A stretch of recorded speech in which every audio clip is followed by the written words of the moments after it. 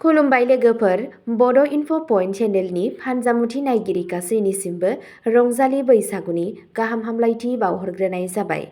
आं दिनै नोंथांमोननि सिगाङाव राशि बायदियै दिनैनि सानसेनि फानजामुथिखौ फरायथिनो लादों। आसा खालामो नोंथांमोना भिडिअखौ नायना मोजां मोनगोन।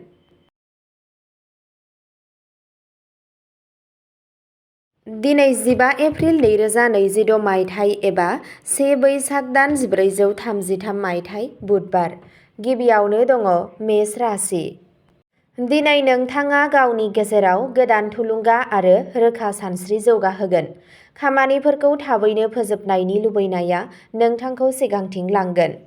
नोंथांनि खामानियाव नाजानाया सिनायथि मोननो हागौ। रांखान्थियारि बिथिङाव सांग्रां जानानै लानाय थिरांथाफोरा मुलाम्फा गोनां जागोन। नखरजों सम हगारनाया गोजोन लाबोगोन। मोनसे गोदान जागायनायनि इसारा थानो हागौ। मोनाबिलियाव नोंथांनि गोसोआ गोसो गुदुं थागोन। नोंथांनि बिथांखिफोरा थार लामाजों थांगोन आरो नोंथाङा दावगानायनि मोनसे गोदान लामा मोनगोन। नोंथाङा सासे खाथिनि सुबुंनिफ्राय हेफाजाब मोनगोन। नोंथांनि दिनैनि खाफालगोनां दिगआ जादों सानजा खोला, खाफालगोनां अनजिमाया जादों 7 आरो खाफालगोनां गाबआ जादों रोजा गोजा गाब। वृषभ राशि। दिनै नोंथांनि धैर्य आरो गियानआ नोंथांखौ थार थिरांथा लानायाव मदद होगोन। नोंथांनि खामानियाव दिदोमथि लाखिनाया जाफुंसार जागोन। रांखान्थियारि बिथिङाव समानथि लाखिनाया गोनांथार जागोन। नखरजों सोमोन्दोआ गोरोबलायनानै थागोन। मोनसे गोनांथार आयदानि सायाव मोजां फिथाय मोननो हायो। जोबनायाव नोंथांनि गोसोआ गोजोन मोनगोन। नोंथांनि खस्थ'नि फिथाय मोनगोन आरो लासै लासै थासारिया नोंथांनि फारसे गिदिंगोन। गोजाम रां थिसननायनिफ्राय मुलाम्फा जानायनि जाथावना थायो। नोंथांनि दिनैनि खाफालगोनां दिगआ जादों सोनाब, खाफालगोनां अनजिमाया जादों 11 आरो खाफालगोनां गाबआ जादों क्रिम गुफुर गाब। मिथुन राशि। दिनै नोंथांनि मेलेम आरो गियानजों गोबां खामानिफोरखौ जाफुंहोनो हायो। खामानि थिलियाव गोदान खाबुफोर सोमजिनो हागौ। रांखान्थियारि बिथिङाव सांग्रांथि थानाया गोनांथार। नखराव मोनसे गोजोन आबहावा थागोन। नोंथाङा लोगोफोरनिफ्राय हेफाजाब मोनगोन। मोनसे गोदान बिथांखि जागायनो हागौ। मोनाबिलियाव नोंथांनि गोसोआ गोजोनथाव जागोन। नोंथांनि सोरजिथाया बांगोन आरो नोंथाङा गोदान सानस्रिफोराव खामानि मावगोन। हरखाबनो मोनसे खाबुआ नोंथांनि थाखाय मुलाम्फा गोनां जानो हागौ। नोंथांनि दिनैनि खाफालगोनां दिगआ जादों साहा, खाफालगोनां अनजिमाया जादों 15 आरो खाफालगोनां गाबआ जादों रेजें निला गाब। कर्क राशि। दिनै नोंथांनि गोजोन आरो धैर्यगोनां आखुआ नोंथांखौ मुलाम्फा होगोन। खामानियाव दावगानाया लासै लासै जागोन। रांखान्थियारि थासारिया नरमेल थागोन। नखरनि हेफाजाबआ नोंथांखौ गोहो होगोन। नोंथाङा मोनसे गोजाम खामानिखौ मावफुंनो खाबु मोननो हागौ। मोनाबिलियाव गोसोआरि गोजोन थागोन। नोंथांनि फोथायथिया बांगोन। नोंथाङा गोसोआरि महरै गोख्रों मोनदांगोन आरो सोमोन्दोफोरा साबसिन जागोन। साना गोजोनथाव जोबलांगोन। नोंथांनि दिनैनि खाफालगोनां दिगआ जादों खोला, खाफालगोनां अनजिमाया जादों 19 आरो खाफालगोनां गाबआ जादों रेजें गलाब गाब। सिंह राशि। दिनै नोंथांनि फोथायथि आरो गोहो मोन्नैआबो गोजौ थागोन। खामानि थिलियाव नोंथांनि खस्थ'खौ बाखनायथाव जानो हागौ। गोदान बिबानफोर मोन्नायनि जाथावना दं जाय नोंथांनि रोंग'थिखौ बांहोगोन। रांखान्थियारि थासारिया समानथि थागोन आरो आयनि गोदान फुंखाबो सोमजिनो हागौ। नखराव गोजोनआ थागोन आरो सोरबा सासे जर'खा सुबुंनिफ्राय हेफाजाब मोनगोन। मोनसे गोनांथार थिरांथायाव जाफुंसारनायनि इसारा थायो।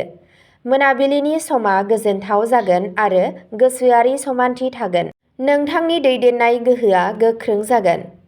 नोंथांनि दिनैनि खाफालगोनां दिगआ जादों सानजा, खाफालगोनां अनजिमाया जादों 23 आरो खाफालगोनां गाबआ जादों सना गाब। कन्या राशि। दिनै नोंथांनि बिथांखि लानो हानाय गोहोआ नोंथांखौ सिगांथिं दावगालांनायाव मदद होगोन। हाबा मावनायखौ मोजाङै मावब्लानो जाफुंसार जागोन। रांखान्थियारि बिथिङाव सांग्रांथि लाखिनाया गोनांथार आरो खरसाफोरखौ सामलायनायाव लाखिनाया साबसिन जागोन। नखराव गोरोबलायनाया थागोन आरो माखासे गोजाम गोरोबलायनायफोरा सुस्रांजानो हागौ। फरायनायाव गोसो गुदुं जागोन आरो गोदान गियान मोनगोन।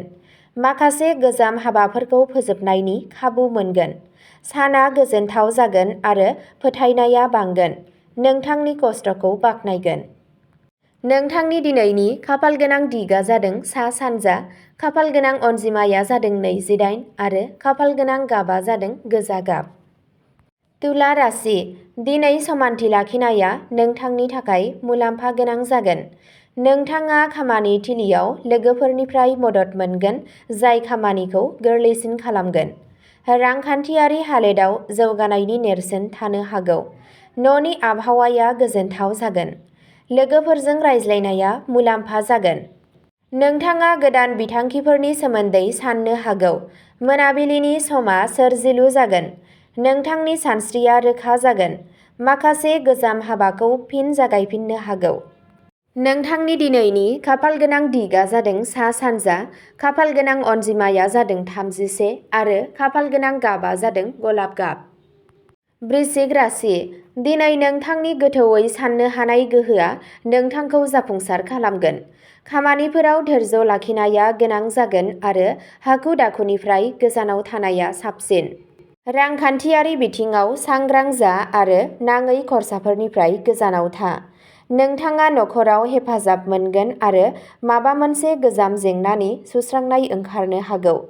फोथायथि बांगोन आरो नोंथाङा गावनि थिरांथाफोराव गोख्रों थागोन। माबेबा गोनांथार हाबायाव जाफुंसार जानायनि नेरसोन दं। जोबनायाव गोजोननाय आरो दिदोमथि मोनगोन।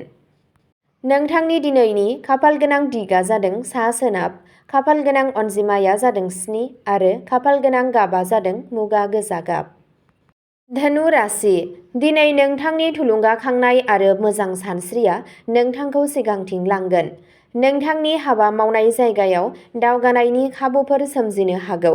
नोंथाङा मोनसे गोदान लामाजों सानस्रिखौ जौगाहोगोन। रांखान्थियारि बिथिङाव समानथि लाखिनाया गोनांथार जागोन। नोंथांनि नखरनिफ्राय थुलुंगा मोनगोन। दावबायनायनि खाबु मोननो हागौ। मोनाबिलियाव मोनसे मोजां लैखोनआ नोंथांनि गोसोखौ बांहोगोन। नोंथांनि सानथांखिफोरा जाफुंसार जानो हागौ। नोंथाङा मोनसे गोदान जागायनायनि खाबु मोनगोन।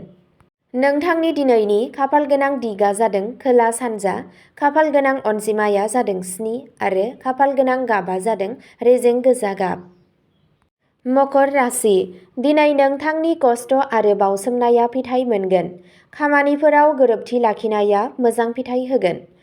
नोंथांनि रांखान्थियारि थासारिया गोख्रों जानो हागौ आरो आयनि गोदान फुंखा सोमजिनो हागौ। नोंथाङा नोंथांनि नखरनिफ्राय मदद मोनगोन आरो सासे बैसोगोरानिफ्राय दैदेननाया मुलाम्फा जागोन। मोनसे गोनांथार खामानियाव जाफुंसार जागोन। फोथायथिया बांगोन आरो थिरांथा लानो हानाय गोहोआ गोख्रों जागोन। जोबनायाव गोजोननाय आरो दिदोमथि थागोन। नोंथांनि दिनैनि खाफालगोनां दिगा जादों सोनाब, खाफालगोनां अनजिमाया जादों 47 आरो खाफालगोनां गाबा जादों रोजा गोथां गाब। कुम्भ राशि, दिनै नोंथांनि सोरजिथाया नोंथांखौ सिगांथिं लांनायाव मदद होगोन। खामानि थिलियाव गोदान सानस्रिफोरखौ बाख्नायनाय जागोन आरो नोंथाङा मोनसे आलादा सिनायथि सोरजिगोन। रांखान्थियारि थासारिया नर्मेल जागोन। नाथाय लासै-लासै जौगानाया जाथावना। नखरजों सम हगारनाया गोजोनथाव जागोन आरो सोमोन्दोफोरा गोख्रों जागोन। नोंथाङा लोगोफोरनिफ्राय हेफाजाब मोनगोन जाय गोदान बिथांखिफोराव मदद होनो हागौ। साना मोजां जागोन आरो गावखौनो फोथायनाय थागोन। बेलासि समाव नोंथांनि गोसोआ गोजोन जागोन। नोंथांनि दिनैनि खाफालगोनां दिगा जादों साहा, खाफालगोनां अनजिमाया जादों 9 आरो खाफालगोनां गाबा जादों अख्रां गोथां गाब।